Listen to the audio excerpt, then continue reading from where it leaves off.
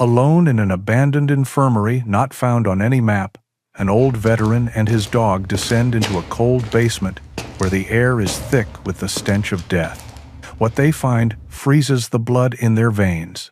Pitch-black bags lying silently on a stone table, their shape revealing an unspeakable truth. But before he can process what he is seeing, footsteps echo from the stairs. Two masked figures enter, moving with the silence of professionals to begin their gruesome work, completely unaware that witnesses are holding their breath in the darkness just a few feet away. Please support us by subscribing to the channel. The late autumn sun cast long skeletal shadows across the floor of the small log cabin. It was a light without warmth, a pale imitation of the summer glow that had once soaked into the weathered pine walls. For Harry, it was enough. Warmth was overrated.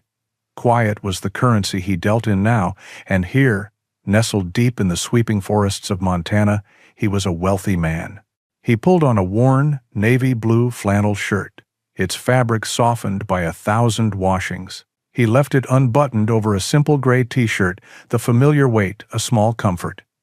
In the small mirror by the door, a man in his early 50s stared back. His face was a roadmap of a life lived hard, etched with lines that spoke of sleepless nights and unforgiving suns. His brown hair, cut short in a way that never truly left the military, was surrendering at the temples to a distinguished silver. Yet, his eyes, a clear and steady blue, held a deep well of kindness that defied the ruggedness of his features. He was tall and lean, a frame built not of bulk but of resilient strength, the kind that endures rather than overpowers. A low whine came from the foot of the door, followed by the soft thump of a tail against the wood. Harry looked down and smiled, a rare expression that eased the tension in his face. All right, I'm coming. It is not ills." His companion was Tom, a German shepherd of about 6 years, whose magnificent coat was a rare blend of wolf gray and stark white. He was a large dog, powerfully built, but he moved with a quiet grace that belied his size. His intelligent amber eyes were fixed on Harry, conveying a depth of understanding that often felt more human than canine. Tom was more than a pet. He was an anchor, a silent keeper of secrets, and the only living soul who had seen Harry at his most broken. He had been a skittish, rescued pup, and in healing the dog, Harry had found a way to begin healing himself. Stepping onto the porch, Harry took a deep breath of the crisp morning air. It smelled of pine needles, damp earth, and the faint, clean promise of snow. Their routine was as ingrained as the mountains on the horizon. A long walk, deep into the woods, following trails only they seemed to know. It was a moving meditation, a way for Harry to quiet the ghosts that still whispered at the edges of his hearing. They set off, Tom trotting a few feet ahead, his ears swiveling to catch every sound, his tail held in a gentle curve. He would often pause and look back, a silent check to ensure his human was still there, still okay. Harry's boots crunched rhythmically on the carpet of fallen leaves, a sound that usually soothed him. The forest was his sanctuary, its ancient silence a balm for a soul weary of noise. For the first hour, everything was as it should be. The towering pines and stoic oaks stood as silent sentinels. A distant woodpecker hammered out a steady rhythm. But as they ventured deeper, into a section of the forest less traveled, the atmosphere began to change. The normal forest chatter faded, replaced by a quiet so profound it felt heavy, oppressive. It was Tom who sensed it first. He stopped dead in the middle of the path, his body rigid. A low growl rumbled in his chest, a sound Harry had not heard in years. The fur along his spine bristled. "Easy, boy," Harry said softly, placing a hand on the dog's powerful shoulders. "What is it?" Tom ignored him. He whined, a sound of deep distress, and tugged at Harry's jeans, pulling him away from the path toward a dense thicket of older trees. Harry hesitated. He trusted this dog's instincts more than his own, but a deep-seated reluctance to deviate from the known, the safe, held him in place. Tom pulled again, more insistently this time, his amber eyes pleading. With a sigh, Harry relented. "All right, show me." He pushed through the scratchy undergrowth, following his agitated guide. The air grew colder here, the silence more complete. And then he saw it. Perched unnaturally in the heavy boughs of an ancient oak tree was a monstrous creation. At first glance, it looked like a nest, but it was a grotesque parody of one. It was enormous, easily 10 feet across, woven from thick, broken branches and twisted limbs. The construction was crude but immensely strong, assembled with a brutal, deliberate force. It was no bird's nest. It was too big, too complex, and it radiated an aura of profound wrongness. Harry froze, his hand dropping from Tom's back. Tom stood beside him, still growling, his body a tense line of protective energy. Harry's mind, trained by years of service to analyze and assess threats, kicked into overdrive. He scanned the surrounding area, his eyes missing nothing. The ground was undisturbed, save for their own tracks. There were no sounds, no birds, no squirrels. It was as if every living thing was holding its breath. He understood immediately. This wasn't accidental. It wasn't art. In the service, they had a term for things like this: a tripwire for the mind, an object so out of place, so fundamentally wrong, that it was designed to make you stop, to make you question. It was a marker, a territorial claim. It was a warning, constructed to be seen. And its presence here, in the heart of his sanctuary, felt like a personal violation. He did not know who built it, or why, but he knew, with a cold certainty that settled deep in his bones, that it was connected to the oppressive silence that now suffocated the woods. This was not the peaceful, quiet refuge he had come to depend on. It was a watchful, waiting silence, an unspoken threat. "Come on, Tom," Harry whispered, his voice low and urgent. He backed away slowly, never taking his eyes off the bizarre structure until the trees obscured it from view. As they walked back toward the cabin, the forest no longer felt like home. It felt like hostile territory, and Harry knew, with every fiber of his being, that he could not let this go. He had to come back. He had to understand. The silence had been broken, and he had a terrible feeling that a storm was about to follow. Sleep had offered little respite. Harry spent the night turning over the image of the nest in his mind, its grotesque form a dark stain against the backdrop of his peaceful forest. By dawn, the unease had solidified into a grim resolve. He could not leave it alone.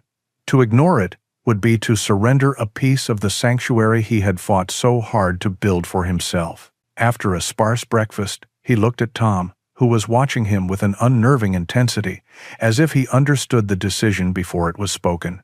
"We're going back, boy," Harry said, his voice a low rumble. Tom's tail gave a single, firm thump against the floor. The return journey to the oak tree was different. The forest's silence was no longer a comfort, but a source of tension. Every snap of a twig underfoot sounded like a gunshot in the stillness. Harry moved with a stealth he hadn't consciously used in years, his senses on high alert, while Tom stayed close to his leg, a silent gray shadow. The nest was still there, a dark blight in the morning light. It seemed even more menacing now that the initial shock had worn off, its deliberate construction a clear act of intrusion. Harry circled the tree cautiously, his eyes scanning the ground. Tom, however, was not looking at the nest. His nose was twitching, tracing an invisible current in the air. He moved to the base of the oak, his body low, and began sniffing intently at a patch of disturbed leaves and loose soil. He let out a low whine and began to dig, his powerful front paws sending dirt flying. "Tom, what is it?" Harry knelt beside him. The dog ignored him, his focus absolute. After a few moments, his paws hit something soft. He pulled back, revealing a corner of dark material. Harry reached down and carefully worked the object free from the earth. It was a man's leather glove, old and worn, the hide stiff from exposure to the elements. As he turned it over in his hands, he saw a dark, rust-colored stain across the palm, its origin impossible to determine. A cold dread trickled down his spine. As Tom continued to sniff around the base of the tree, Harry stood up, and began a more methodical search of the area. His military training took over, his eyes breaking the ground into a grid. And there, partially obscured by a patch of ferns, he saw them. Boot prints. At least 2 sets, one much larger than the other. They were deep, indicating a heavy weight, and the tread was from a tactical or work boot, not the kind a casual hiker would wear. They were fresh, certainly no more than a day or 2 old. This was no longer just a strange object. It was a scene. The nest was the marker, but the glove and the prints were evidence. Taking out his old, durable phone, he took several pictures from different angles, documenting everything. His quiet life was over. He knew it. He had a duty to report this. The drive into the nearby town of Northwood was a blur. The small sheriff's office was a simple brick building, a flag snapping in the cold breeze out front. Inside, the air smelled of stale coffee and paperwork. A young woman at the front desk pointed him toward an open door at the end of a short hallway. Deputy Sheriff Miller was a man who seemed to have expanded to fit his uniform. He was in his late 40s, with a thick neck and a face that was beginning to soften with complacency. He sat behind a large metal desk, cluttered with files, a half-eaten donut resting on a napkin. He looked up as Harry entered, his expression one of mild boredom. "Can I help you?" he asked, his voice flat. Harry explained what he had found, speaking in a calm, measured tone. He described the location, the bizarre nest, the boot prints, and the glove he had found. He offered to show Miller the pictures on his phone. For the first few minutes, the deputy listened with a practiced, professional air, nodding occasionally. "A big nest, you say?" he repeated, a hint of skepticism in his voice. "And a glove?" Just as Harry was about to pull out his phone, the phone on Miller's desk buzzed sharply. The deputy held up a hand, silencing Harry, and answered it. His side of the conversation was brief, almost coded. "Yeah, okay. No, I'll handle it. Got it." He placed the receiver back in its cradle with a soft click. When he looked up again, his entire demeanor had shifted. The veil of professional courtesy was gone, replaced by a cold, dismissive hardness. His eyes, which had been merely bored, were now impatient and tinged with something that looked like annoyance. "Look, Mr. He glanced down at his notepad, where he hadn't bothered to write Harry's name. "Look, sir, we're a small department. We don't have the resources to go chasing after every weird thing somebody finds in the woods. It's probably some art students from the college down south, or maybe some hunters making a strange new kind of blind. People do weird things. This wasn't a prank," Harry insisted, his voice firm. "The prints were fresh, and the glove." "An old glove," Miller cut him off, his voice sharp. "People lose things all the time. Unless you found a body part in it, it's just trash." He stood up, a clear signal that the conversation was over. "I appreciate you coming in. We'll log the report, but honestly, there's nothing for us to go on." Harry stood frozen for a moment, stunned by the abrupt dismissal. It wasn't just laziness or skepticism he saw in the deputy's eyes. It was a deliberate, unyielding refusal to engage. A wall had been thrown up. He walked out of the sheriff's office and back into the cold Montana air, his mind reeling. He hadn't just been dismissed, he had been warned off. The phone call, the instant change in attitude, it was too much of a coincidence.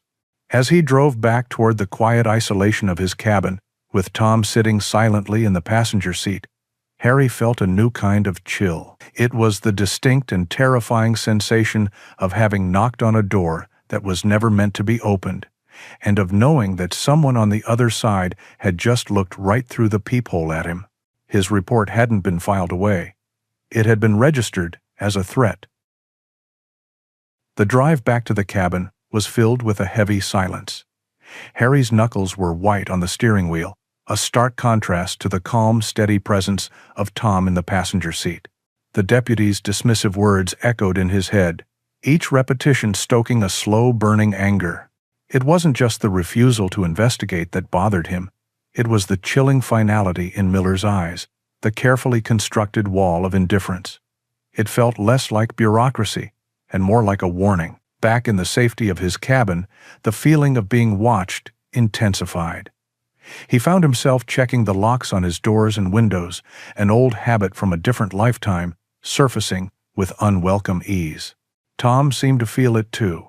The dog, usually relaxed and content to doze by the fire, was restless. He paced the length of the small cabin, his ears perked, occasionally stopping to let out a low, guttural growl directed at the darkening woods outside. That night, the sky broke open. A furious autumn storm rolled in from the mountains, unleashing a torrent of wind and rain. Thunder rattled the window panes, and lightning bleached the world white for stark, terrifying seconds. Harry sat in the dark, watching the storm, the chaos outside a fitting reflection of the turmoil within him. The rain beat against the roof in a relentless rhythm, a sound that was both cleansing and violent. He thought of the nest, the glove, the tracks, all being washed by the downpour, and a grim thought surfaced. A storm was the perfect cover for someone wanting to erase their presence from the forest floor. The morning after was eerily still. The world was drenched and gleaming, the air scrubbed clean and smelling of wet earth. Harry's anger had settled during the long, loud night, cooling into a hard, clear resolve. He knew, with an instinct he had learned to trust in far more dangerous places, that he had to go back to the oak tree. The storm had changed things. He pulled on his waterproof boots and a heavy jacket. Tom was already waiting by the door, his body alert, his intelligent eyes fixed on Harry's face. He knew. The walk was treacherous, the familiar paths now slick with mud and littered with fallen leaves. When they finally reached the clearing, Harry's breath caught in his throat. The area was transformed.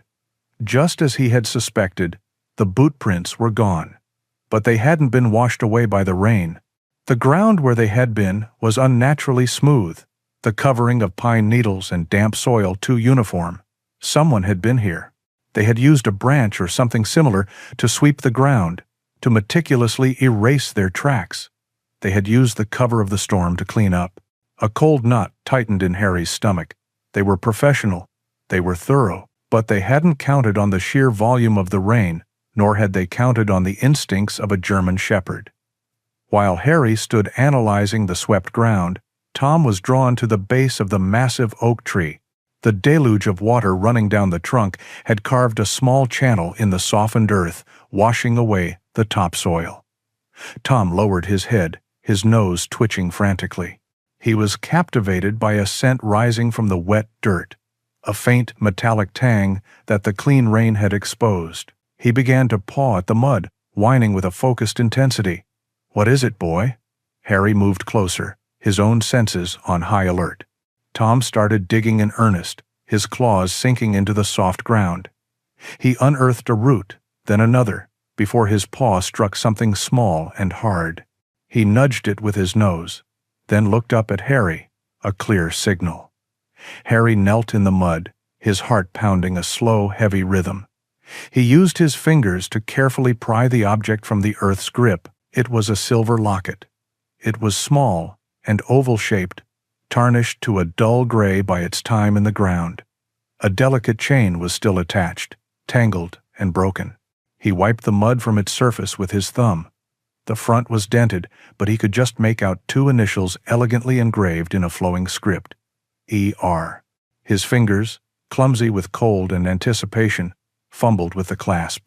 It sprang open. The spaces inside, where two tiny portraits should have been, were empty. It was the emptiness that struck him the hardest. This was not just a piece of jewelry. It was a vessel for memories, a deeply personal token of love or loss, now discarded and buried in the cold Montana dirt. Holding the locket in his palm, the pieces of the puzzle clicked into a terrifying picture. The nest was a beacon. The glove was a mistake. The erased prints were a cover-up. Deputy Miller's dismissal was an obstruction. And this locket, this was the ghost. It was the undeniable proof of a human tragedy, of a life that had been present in this exact spot and was now gone. The people he was dealing with were not pranksters or artists. They were predators, and they were trying to bury their secrets.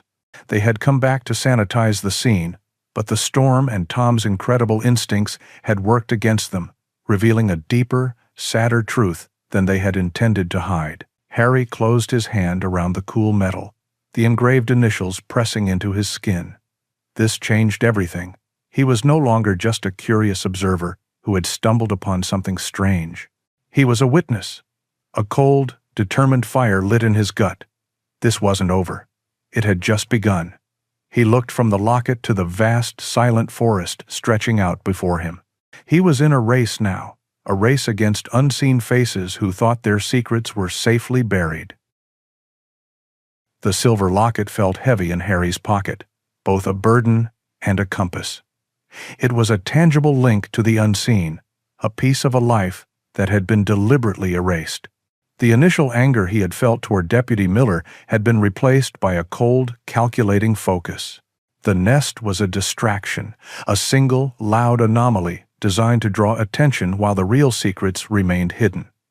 To find the truth, he had to stop reacting and start thinking like the enemy. For 3 days, he and Tom expanded their search, moving in slow, concentric circles outward from the oak tree. They found nothing. The forest held its secrets close, revealing only the mundane cycles of life and decay. A frustrating sense of stillness settled over their search, and Harry began to wonder if he was chasing ghosts, his overactive instincts, a product of a past he could never fully escape. Tom, too, seemed to sense his human's waning resolve, staying closer than usual, offering a comforting nudge with his wet nose whenever Harry's shoulders slumped. It was on the 4th day, as they explored a ridge nearly a mile west of the nest, that everything changed. The air was still, thick with the smell of damp leaves. Suddenly, Tom stopped, his head held high, his ears swiveling, his nose twitched, sampling the air with an intensity Harry had not seen before. It wasn't the aggressive posture he'd taken at the nest, nor the frantic energy of his digging. This was different. It was a deep, focused curiosity. He let out a soft whine and trotted forward, leaving Harry behind. He was following something, a scent so faint that it was imperceptible to human senses. It was a thread of wrongness in the natural tapestry of the woods, a ghost on the wind. "Tom, wait up," Harry called, but the dog was already committed. Harry followed, his frustration replaced by a surge of adrenaline. Tom moved with a quiet purpose, his nose hovering just inches above the ground. He led Harry away from the ridge and down into a shallow, mossy ravine where the trees grew thick and ancient, their branches interlocking to form a dense canopy that blocked out the sky. Here, Tom found what he was looking for. It was not a trail, not in any recognizable sense. It was a ghost of one, a subtle, almost invisible depression in the forest floor, a faint corridor where the undergrowth was just slightly less dense. It was a path that had been so thoroughly consumed by time and nature that only the instincts of an animal could have rediscovered it. Harry knelt and ran his hand over the ground. He could feel it now, a slight firmness beneath the layers of moss and decaying leaves, the packed earth of a road long since surrendered to the forest. Someone had made this path. Someone had used it, again and again, long ago. With Tom leading the way, they followed the forgotten path. It was slow going.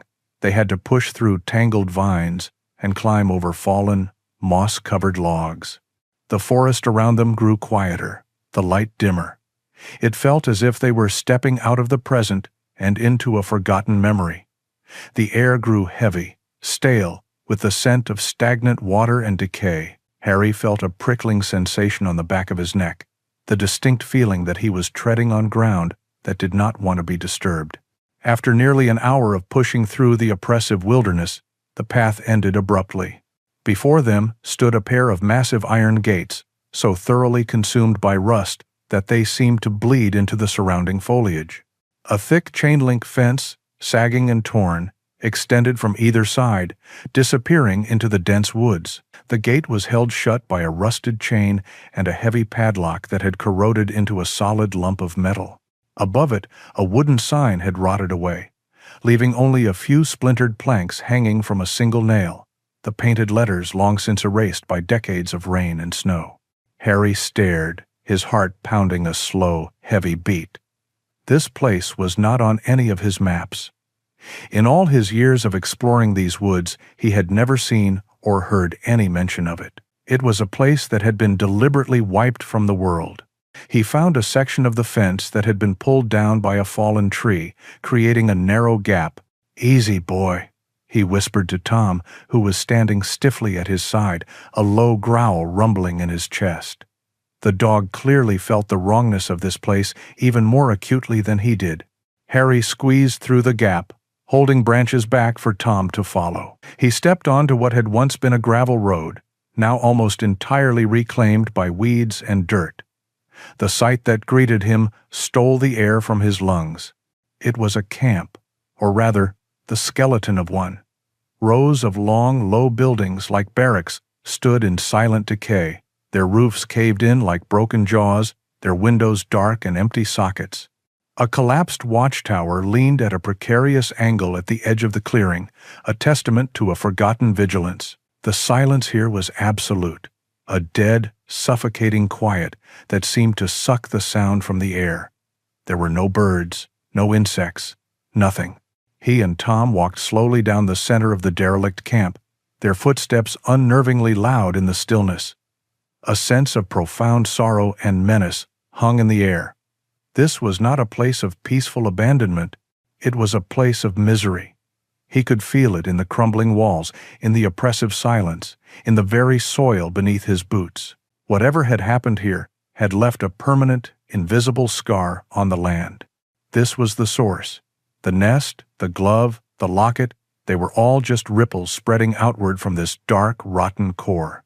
He stood in the center of the clearing, Tom pressed tightly against his leg, and felt the true scale of the secret he had uncovered. It was older, deeper, and far more sinister than he could ever have imagined. He was standing on haunted ground. The dead silence of the abandoned camp was a physical weight. Harry stood among the decaying structures, feeling like an intruder in a forgotten graveyard. His gaze settled on the largest building, a long, low structure whose porch had collapsed, leaving a jagged maw of an entrance. It had the look of an administrative office, the nerve center of whatever operation had once thrived here. If there were any answers to be found, they would be inside. He gave Tom a soft pat on the head. "Stay close," he murmured, his voice absorbed by the oppressive quiet. The floorboards groaned under his weight as he stepped inside. The air was thick with the smell of mildew, rotted wood, and the damp, earthy scent of a place long surrendered to the elements. Sunlight struggled through grime-caked windows, illuminating swirling dust motes in weak, hazy beams. The main room was a scene of chaotic decay. A heavy wooden desk lay on its side, its drawers missing. A rusted filing cabinet had toppled over, spilling a cascade of papers that had since fused into a solid, moldy brick. Everything was coated in a thick, gray blanket of dust that seemed to suck the very life from the room. For a long while, Harry sifted through the wreckage, his search proving fruitless. The papers crumbled to dust at his touch. Any records that might have existed were long gone, consumed by moisture and time. A feeling of disappointment began to creep in. He had found the heart of the secret, but its pulse had stopped decades ago, leaving no clues behind. He was about to give up when he noticed Tom. The dog was not sniffing at the corners or exploring the debris. He was standing stock still in the center of the room, his head cocked, his ears pointed and alert. He was staring intently at a section of the floor near the overturned desk. He let out a low whine, then took a tentative step forward and nudged a floorboard with his nose. When it didn't move, he placed a heavy paw on it and scratched, the sound of his claws on the old wood echoing in the silent room. "What is it, boy?" Harry asked, moving to his side. Tom looked up at him, then back down at the floor, scratching again with more insistence. His message was clear. Harry knelt, his knee cracking in the cold air. He examined the floorboards. They were all warped and covered in the same layer of filth, but the one Tom had indicated seemed different. There was a barely perceptible seam around it that the others lacked. He used his fingers to try and pry it up, but it wouldn't budge. Grabbing a rusted iron rod from a pile of debris, he wedged it into the crack and leveraged it. The wood groaned in protest. Then, with a sudden crack, the board splintered and came loose. Beneath it was not the dirt foundation he expected, but a dark, square void, a hidden compartment. A surge of adrenaline shot through him, chasing away the cold. Inside the hollow space sat a small, metal box, its surface pitted with rust but otherwise intact. With trembling hands he lifted it out. It was heavier than it looked. He sat back on his heels on the dusty floor and worked the rusted latch. It took several minutes, but finally it sprang open with a mournful creak. The contents had been protected from the worst of the decay. Wrapped in what looked like oilcloth lay two items, a folded, hand-drawn map and a thick, leather-bound ledger. He carefully unfolded the map first. It was a topographical survey of the forest, yellowed with age, but the details were still clear. Dotted across it were hand-drawn symbols, mostly black stars and red circles, marking locations deep within the wilderness, far from any official trails. His eyes immediately found one symbol, a red circle drawn around a small creek bed. He recognized it instantly. It was the exact location of the ancient oak tree and the grotesque nest. His heart pounded against his ribs. He turned his attention to the ledger. The leather cover was stiff and cracked. He opened it, and the old pages released a musty smell of time and secrets. The entries were written in a neat, disciplined cursive. The ink faded from black to a ghostly brown. The dates began in the late 1952nd. At first, the entries seemed mundane, logging shipments of timber and supplies. But as he turned the pages, the language grew more cryptic. He saw notations for special cargo and nighttime deliveries. He saw lists of names, men hired as loggers, but beside their names, there was no date of departure. Instead, there were grimly final notations like contract concluded or account settled. This book was a record of death. It was the meticulous accounting of a criminal enterprise that had used this remote camp as its disposal ground. The initials, the dates, the coded entries, it was all here, a history of evil written in faded ink. This was the work of the founders, the original generation of criminals who had built this place. Harry closed the book, a profound sense of sorrow washing over him. He now held the story of the camp's past. He understood the old ghosts, but it didn't fully explain the present. The glove, the locket, the fresh tracks, the warning from Deputy Miller, those were all recent. This ledger was a relic, but the threat that had led him here was alive and active. His task was now clear. He had to connect this dark past to the violent present.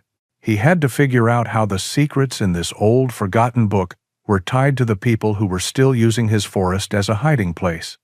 The map in his hands was the bridge. The nest was just one location. There were others, marked and waiting. And he knew, with a terrifying certainty, that he had to go to them. Returning from the dead camp felt like waking from a nightmare into a colder, harsher reality. The heavy ledger and the worn map now lay on Harry's simple wooden table, an open wound in the peaceful sanctuary of his cabin.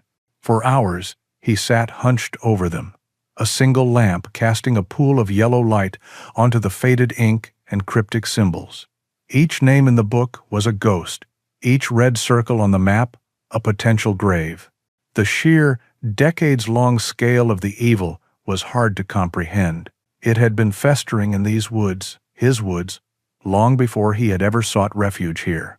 The peace he had so carefully cultivated was shattered. The familiar whisper of the wind in the pines now sounded like a spy's murmur. The shadows cast by the setting sun seemed to stretch and twist into watchful figures at the edge of the clearing. He was no longer a recluse seeking solitude. He was a man holding a lit match in a room filled with gasoline. He felt the change in Tom as well. The dog rarely left his side now, a constant warm pressure against his leg. Tom's quiet naps were replaced by a state of alert stillness, his ears twitching at every creak of the cabin, his gaze often fixed on the dark windows. He was a sentinel, a guardian, sensing a gathering threat that his human was only just beginning to understand. The direct confirmation of that threat came the next morning. The air was cold and sharp, and a thin layer of frost glittered on the porch railings. Harry opened the front door to grab some firewood from the pile stacked against the wall, and froze. Hanging from the simple iron door handle, suspended by a length of dirty twine, was a dead crow. Its body was limp, its black feathers ruffled and dull. The head hung at an unnatural angle, and one glassy black eye stared into nothing. It was a grotesque and theatrical gesture, a violation designed to inspire fear and disgust. It was a message delivered with brutal clarity. We were here. We stood on your porch while you slept. We can reach you whenever we want. Harry's breath hitched, a cold fury rising in his chest that burned away any initial fear. His hands clenched into tight fists.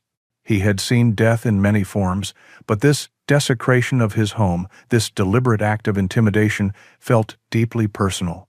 Tied to the crow's leg with another piece of twine was a small, folded piece of dirty paper. With steady fingers, he untied it. The handwriting inside was a crude, angry scrawl, pressed hard into the paper with a thick marker. There were only 3 words: "Leave it alone." He stood there for a long moment, the note in one hand, the cold morning air on his face. This was the response to his visit to the sheriff. This was the consequence of his discoveries at the camp. They hadn't just been alerted to his presence. They had identified him, tracked him, and were now trying to force him back into the shadows. With a grim set to his jaw, he gently untied the crow. He carried its small, lifeless body to the edge of the woods and dug a deep hole in the cold ground. It was a small act of respect in the face of a monstrous disrespect.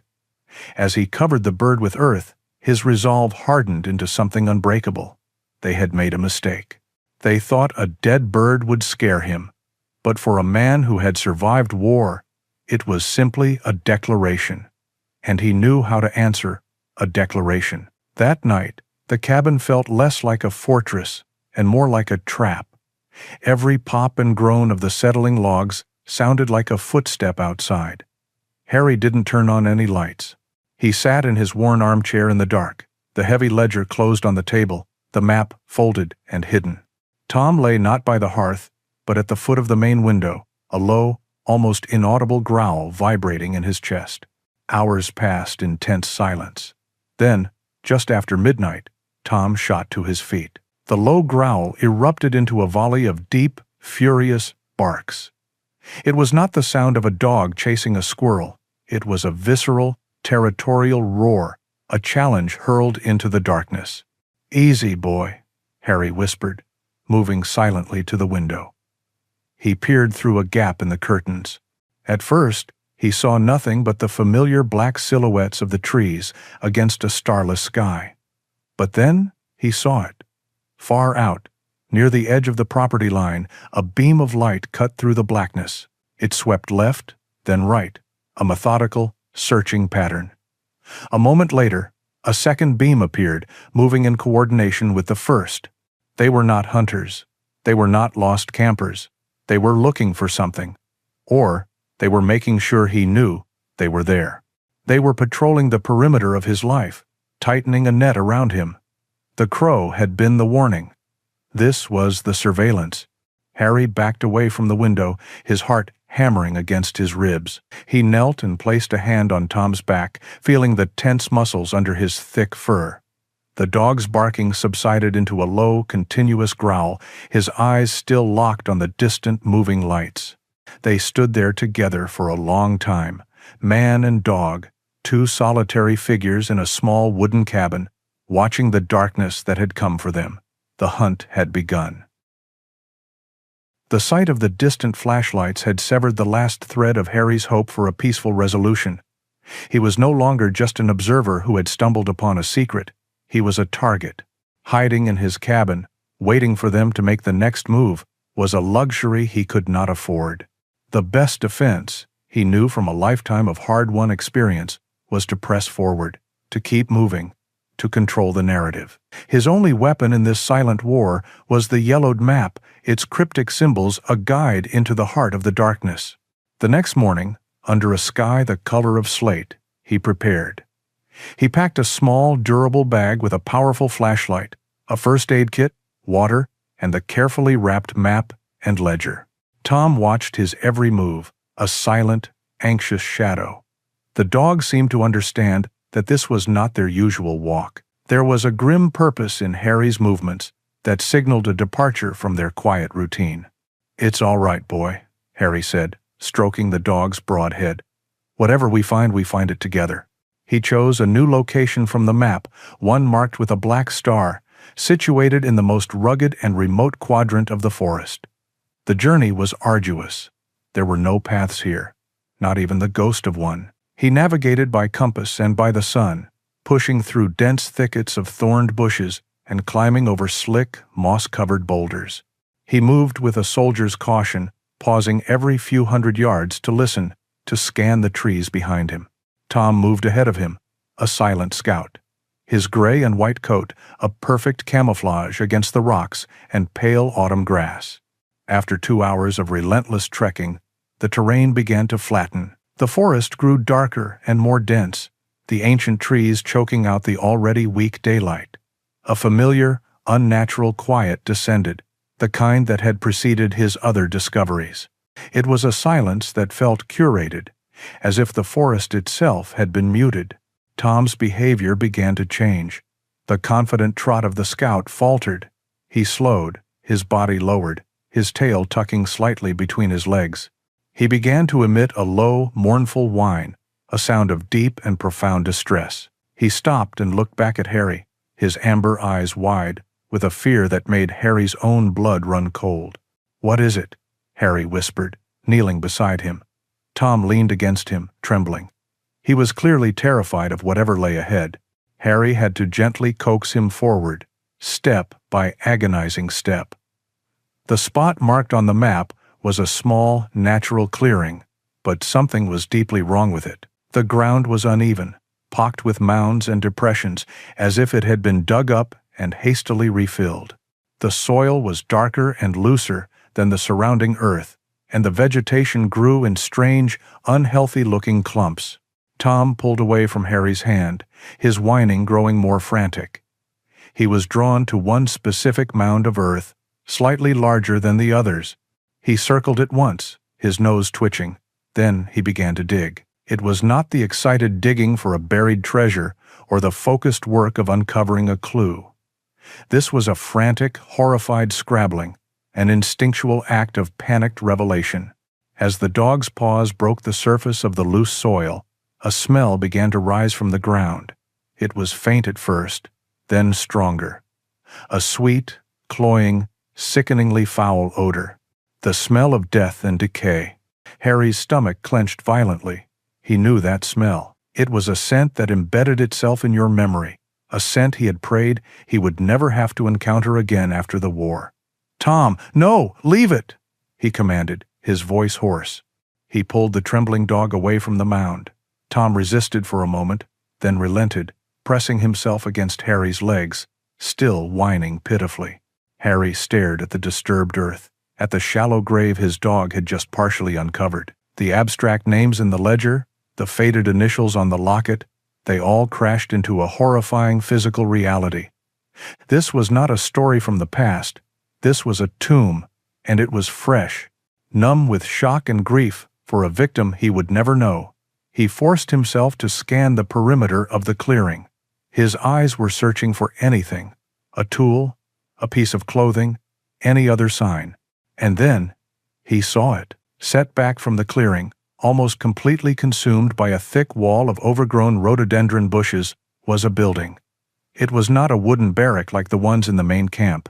This was a squat, brutalist block of concrete, small and windowless, its flat roof covered in moss and dirt. It looked more like a military bunker than a forest structure. A single, heavy metal door hung slightly ajar, a dark, uninviting slash in the gray wall. He knew, with a dreadful certainty, that this was the old infirmary mentioned in some of the ledger's more cryptic notes. But the feeling it gave off was not one of healing. It radiated a cold, clinical malevolence. It was a place of sterile horror. He stood frozen between the fresh, unmarked grave and the cold, silent building. One was the result, the other was the source. One was the evidence of the crime, the other was the workshop where it had been committed. The sweet smell of decay hung in the air, a testament to the work that was done inside that windowless concrete box. He had followed the map to a secret cemetery, and now he was standing at the gates of the abattoir. A cold, logical part of Harry's mind, the part that had kept him alive in places far worse than this, told him to turn back. He had found the grave. He had confirmed the location on the map. It was enough evidence. But the sight of the squat, concrete infirmary, standing like a tombstone in the silent woods, pulled at him. The dead deserved a witness. The secrets inside that building needed to be seen. He looked down at Tom, who was still pressed against his leg, trembling. "One last look, boy," Harry whispered, his voice barely audible. "Stay right with me. No noise." The dog seemed to understand, letting out a soft whine but falling into step behind him as Harry moved toward the building. The heavy metal door was not locked. It scraped open with a low groan of rusted hinges, revealing a dark interior. The air that flowed out was cold and carried a strange, sterile scent of antiseptic that failed to mask a deeper, metallic odor. Harry switched on his flashlight, its powerful beam cutting through the gloom. The main room was sparse, its concrete floor stained and cracked. A few rusted metal gurneys were pushed against the far wall, along with a toppled medical cabinet. But scattered on the floor were signs of recent life that stood in stark contrast to the decay.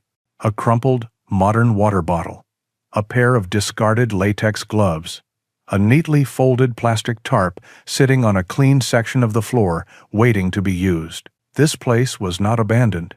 It was active. Against the back wall, a narrow set of concrete stairs led down into absolute blackness. The cold, chemical smell was stronger here. Taking a deep, steadying breath, Harry began to descend, Tom following so closely that his fur brushed against the back of Harry's legs. The basement was a single, long room, and it was colder than a winter night. The flashlight beam revealed walls lined with what looked like old cold storage lockers, their metal doors dull and imposing. In the center of the room stood a large, stainless steel table with gutters along the edges, leading to a drain in the floor. And on the table, and on a low shelf against the wall, were 4 large, black, industrial-grade bags. They were thick, sealed, and their contents sagged with a heavy, unmistakable weight. Their shape was horrifyingly human. Harry stood frozen, the beam of his flashlight illuminating the sterile, nightmarish scene. This was a processing room, a place where bodies were brought, prepared, and stored before their final, unmarked burial in the woods outside.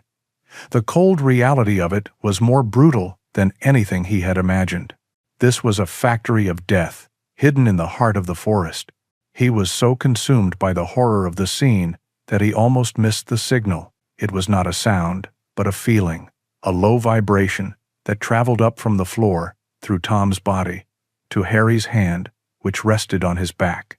A growl, so deep and low it was barely audible, a silent alarm of imminent danger. Seconds later, Harry heard it too. The crunch of boots on the damp earth outside, coming closer. Then the groan of the heavy infirmary door opening upstairs. Panic, cold and sharp, tried to seize him, but his training slammed it back down. He killed his flashlight, plunging the basement into near total darkness. "Here," he whispered, pulling Tom with him into a deep alcove behind a stack of rotting wooden crates. "Down. Stay." Tom obeyed instantly, sinking to the floor, his trembling body pressed against Harry's. Har.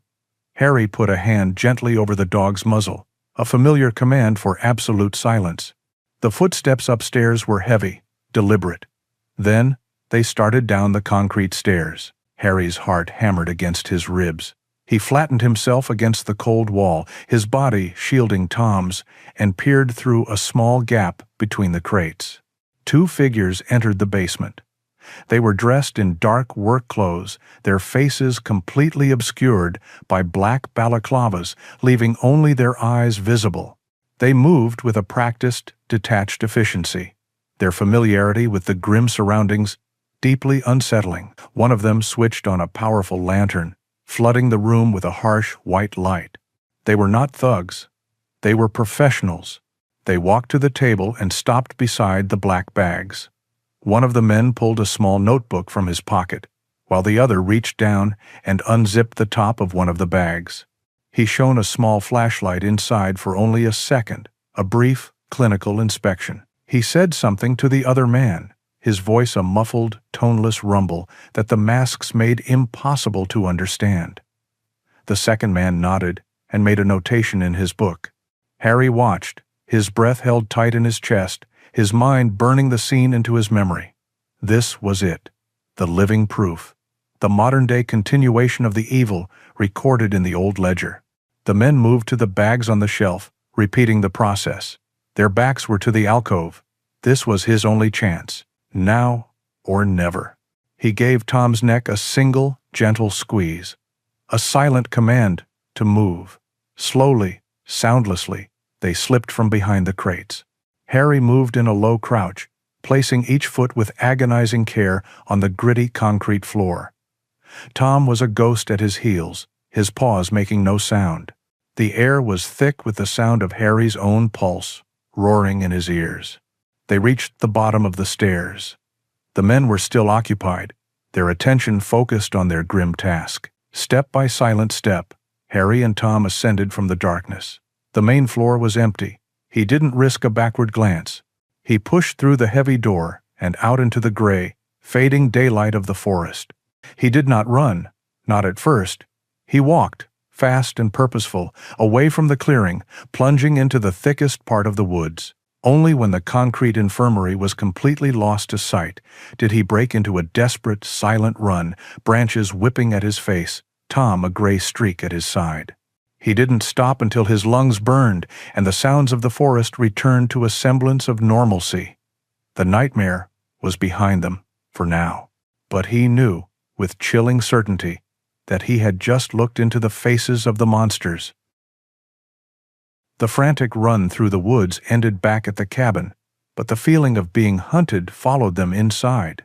The small wooden structure no longer felt like a fortress. It felt like a fragile shell that could be breached at any moment. Harry paced the floor, his mind racing, the horrific images from the infirmary's basement seared into his memory. He had seen the operators. They had been close enough to touch. They knew someone had been there. His escape, however quiet, must have left some trace.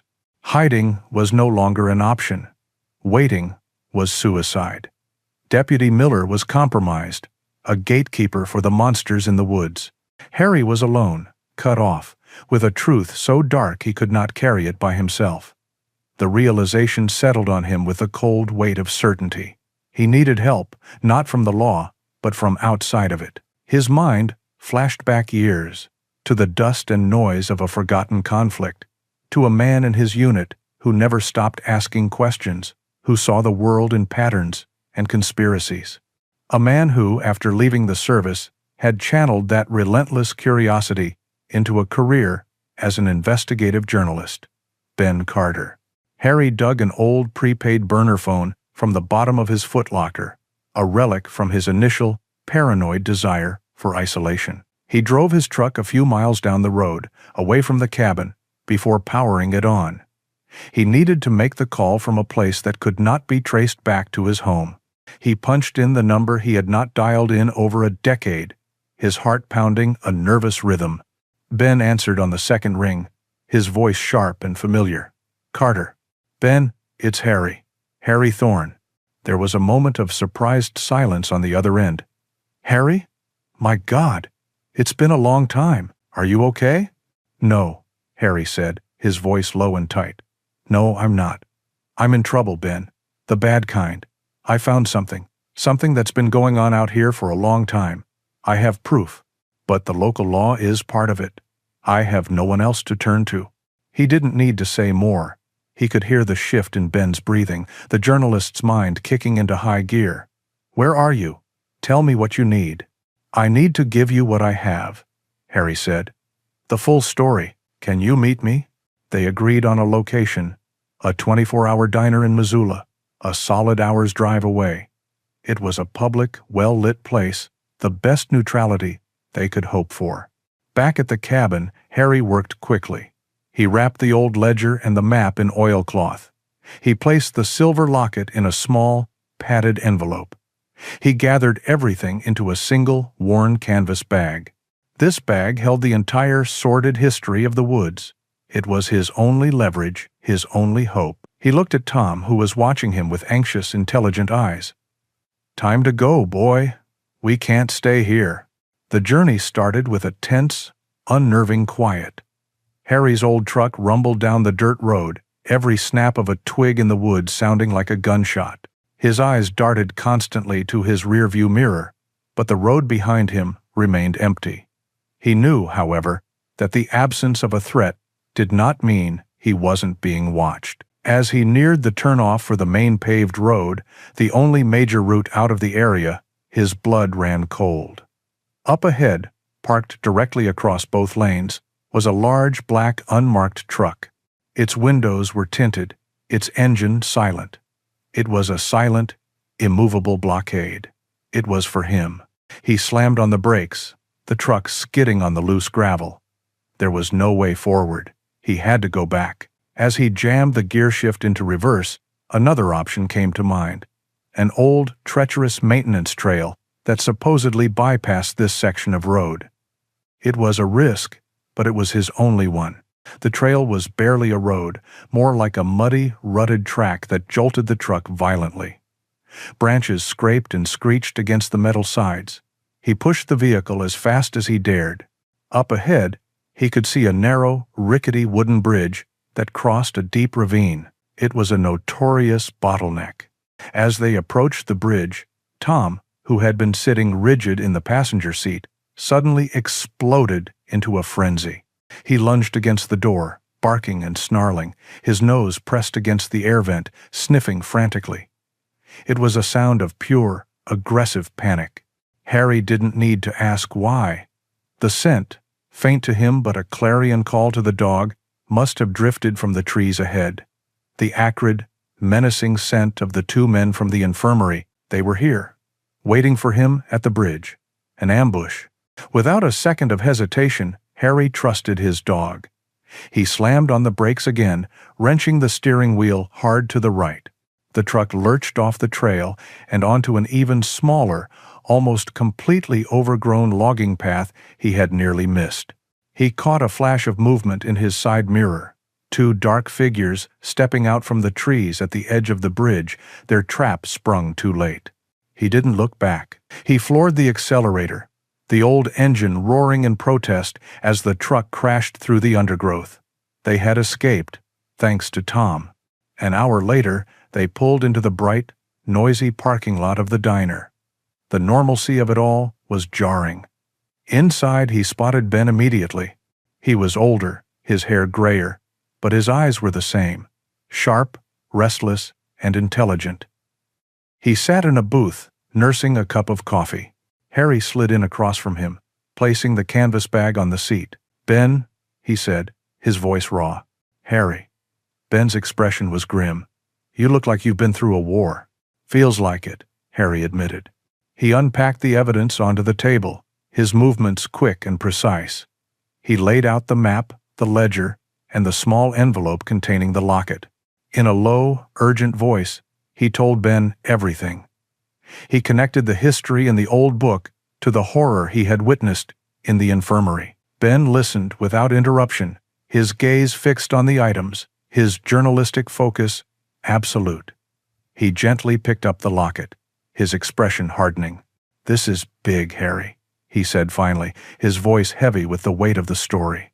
"Bigger than you know." He carefully packed the evidence into his own briefcase. "I will get this to the right people. People far above anyone in Northwood. You did the right thing. Now, you need to disappear for a little while." A true heb. Harry watched his old friend leave the diner. The secret was no longer his alone. A flicker of hope ignited in his chest, but it was a fragile flame in a storm of fear. He had handed over the weapon, and in doing so, he had painted a target squarely on his back. Following Ben's advice, Harry did not go home. He and Tom checked into a small, anonymous motel on the far side of Missoula, a place of transient souls and faded floral bedspreads. The sterile, quiet room felt more like a cage than a sanctuary. For 2 days, they lived in a state of suspended animation.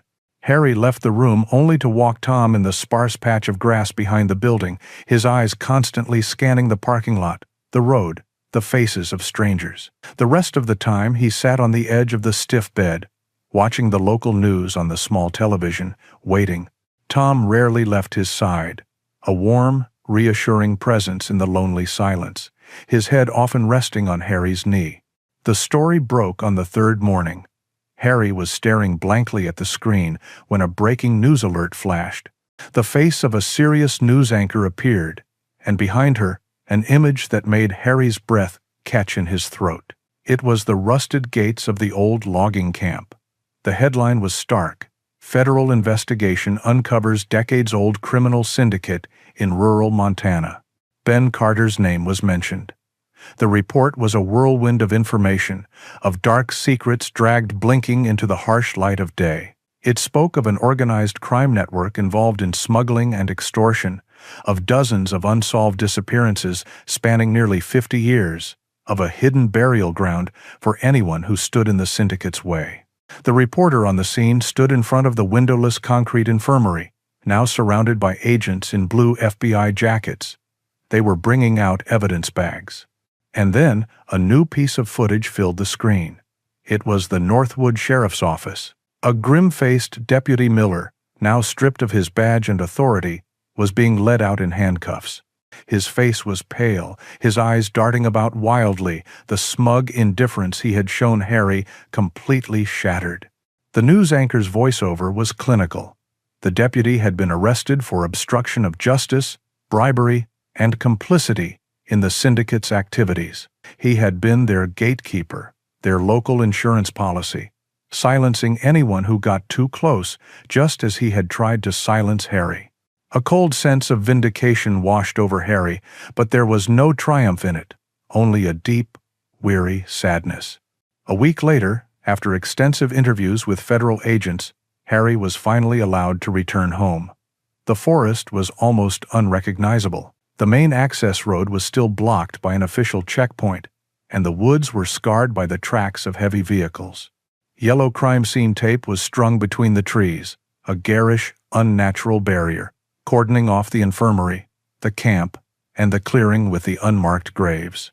The silence was gone, replaced by the clinical hum of generators and the low murmur of voices as forensic teams went about their grim work. His sanctuary had become a spectacle. He stood at the edge of the clearing by his cabin, watching the uniformed agents move with quiet purpose. He was a stranger here now, an observer on the edge of his own life. The news reports had continued, painting a fuller, darker picture. The investigation confirmed that the syndicate had been using the forest for decades. The names in the old ledger were being cross-referenced with old missing persons cases, bringing a bitter, belated closure to families who had waited a lifetime for answers. Justice was being served, but it was an imperfect justice. The news also reported that, while many local assets like Miller had been apprehended, the syndicate's core leadership and a handful of their most dangerous enforcers, almost certainly the 2 men Harry had seen in the basement, had vanished. Tipped off in the final hours, they had slipped through the net and disappeared into the shadows. The evil had been wounded, exposed, but not entirely vanquished. Months passed. The FBI eventually packed up, the yellow tape was taken down, and the forest was left to its own devices. The unnatural quiet returned, but it was different now. It was a silence filled with ghosts and memories. One crisp afternoon, Harry sat on his porch steps, cleaning his rifle, a task whose familiar ritual brought a small measure of comfort. Tom lay beside him, his head on his paws, his gaze fixed on the woods. The trees were the same. The mountains on the horizon had not moved, but the peace Harry had come here to find was gone forever. He could no longer look at the deep shadows under the pines without thinking of the secrets they had held. The forest was no longer a refuge from the world. It was a reminder of its darkness. He had lost his peace. But as he looked out at the vast, silent wilderness, he realized he had found something else.